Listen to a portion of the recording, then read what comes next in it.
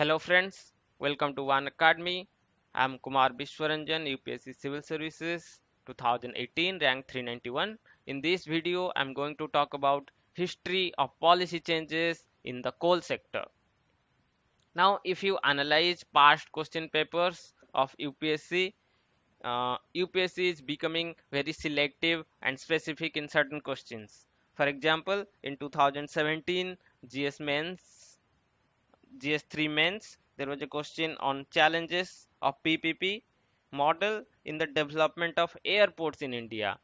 This is very specific question pertaining to a particular sector, not a very generic one.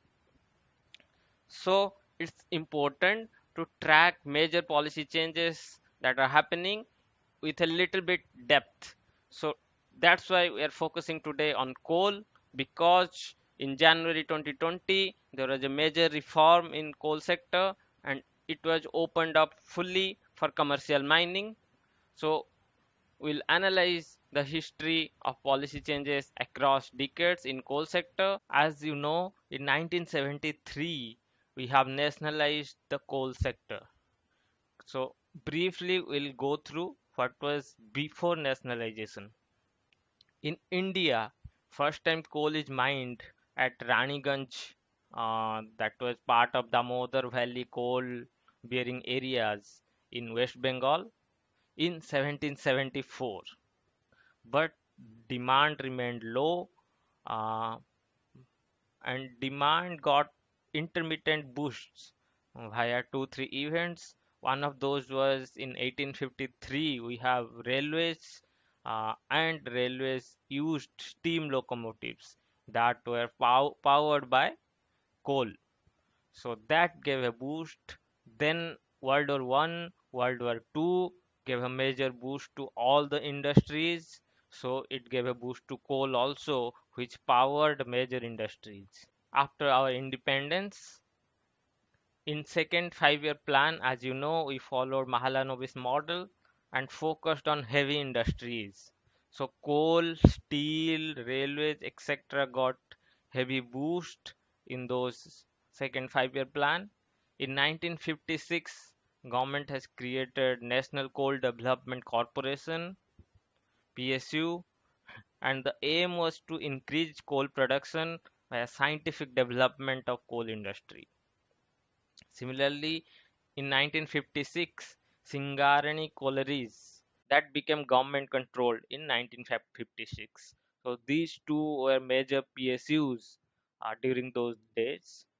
Then coming to nationalization, as you know, in 1973 we have nationalized the coal sector. There were two significant acts through which this was done. The first was the Coal Mines Taking Over of Management Act 1973 and the Coal Mines Nationalization Act 1973. So after that, only public sector could participate in coal sector. So in order to understand why the coal sector was nationalized, we have to see where the coal is majorly used. It is used as a raw material in steel industry. It is used in thermal power plants to provide electricity. So it's a very basic uh, necessity for all the industries. So government felt at that time that there was inadequate capital investment by the private sector, and those could not meet the demands of steel and energy needs. So it tried to control and give direction to the growth of coal sector. Also, there was unscientific mining, lack of technology in technology adoption, frequent mining accidents, less safety uh, standards were followed. So the government has to take further steps. And also you have to see internationally, 1973 was the year when first oil shock came. During the time, the Arab countries decided not to sell oil to the allies of Israel. So the oil price increased 4 times in 1973, and those things that built off the first oil shock could have a major impact in the minds of policymakers who wanted to secure wanted energy security for our country. Uh, and after oil, coal is very cheap. Coal was abundant in India, so they wanted to secure a major source of energy for energy security of our country. That's why coal got nationalized. And after nationalization, Coal India Limited was formed in 1975.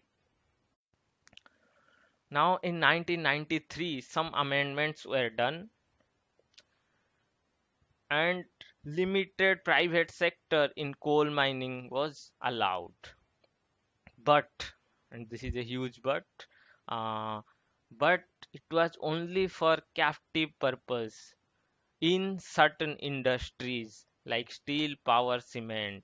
Captive purpose means you can mine, but you cannot sell in open market. You have to use it. So only in these industry can get coal mines for captive purpose use.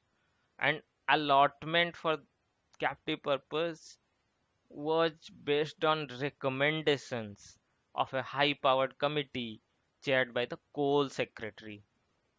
Now see, here it's based on the recommendations, but not any competitive bidding or a market related instrument. And these things will come up again in after 2 decades as coal scam. So in but later in 2010, competitive bidding was introduced. But remember, these are only for captive use purpose. Other mines are only for public sector. 2010s, Comptroller and Auditor General gave a report that the process of allotting a coal mine for captive purpose to a private sector is not transparent and there is lack of objectivity. That led to Supreme Court judgment in 2014 that cancelled all coal block allotments during 93 to 2010 for captive purpose. Only it's related to captive purpose coal mines and all the coal blocks got cancelled except few bearing few where public auction method was followed. This has a major impact on the economy. Those industries that were built upon captive coal mines got their supply chain disrupted. There was major the power sector assets became stressed. There was NPA issues. So this has a major ramification on the economy, and this created a emergency situation, and the government has to respond to the situation. So it has to deal with those cancelled coal mines. So the parliament enacted the Coal Mines Special Provision Act 2015, CMSPA, CAMSPA, which dealt with the cancelled blocks. It introduced categorized the coal mines into three specific category that were listed in schedule 1 to 3. Allocation was done through a transparent bidding process, and also it partially opened up coal sector. Why? If you recall, earlier only for captive purpose in certain industry with end user restriction, the coal block was allotted. But now the Coal Mines Special Provision Act 2015 allowed those companies having prior experience and already engaged in coal mining in India to participate in auction for certain coal mines, only Schedule 1. So this is called eligibility condition. So they must have some prior experience in coal mining in India, and they can bid for certain coal mines, not all. Then there is some change in the FDI policy also. In 2006, 100% FDI under automatic route for coal mining was introduced, but only for captive consumption in certain sector with end use restriction. But 2019, 100% FDI under automatic route is allowed for all coal mining activities, including associated processing infrastructure like coal washery, crushing, coal handling, separation, etc. So now the coal sector is fully opened up to foreign direct investment. Then in 2020, the Mineral Laws Amendment Act was introduced. This opened up the coal sector fully to commercial mining. The eligibility condition of having prior experience of CAMSPA got removed. The captive and end use restriction for all coal blocks got removed. Now even the captive coal blocks, they also can produce and sell it in open market. Then exploration come production regime for partially explored blocks. We have to understand this one. Coal mining in India is considered as a two-stage process. First, exploration, prospecting, and second is mining. First, we have to search, explore the whole area, and thereafter mining. But now the amendment allows composite prospecting, license, come mining lease. So at once you can do prospecting and mining. So this allows partially explored blocks to be auctioned. Earlier this was not possible. Also it introduced some changes in coal block auction system, and it introduced a revenue sharing model for the industry, and that was on the recommendation of Pratyush Sinha committee. So all these briefly describe the policy changes in the coal sector for the past decades. If we take few moments to recall that in 1956 second 5-year plan was there. There was National Coal Development Corporation. Then in 1973, coal got nationalized. 1993, captive use allowed for certain sector. Then 2014, Supreme Court decision came that cancelled all captive allotment of coal blocks. Then in 2015, Coal Mines Special Provision Act was enacted that partially opened up, and finally in 2020 the Mineral Laws Amendment Act fully opened up the coal sector for commercial mining. So this is the whole chronology. If there comes a question on coal sector in mains, you can draw this timeline uh, very quickly, and this will give a very good impression that you have a basic understanding, a good depth of the policies of the coal sector. We'll move forward and we'll check all those 4 slides now that finance minister used. The first one that listed the steps to increase private sector participation. Um, the first is revenue sharing mechanism that we already discussed. Earlier it was a fixed rupees per ton regime. Then captive purpose and end use restriction were removed.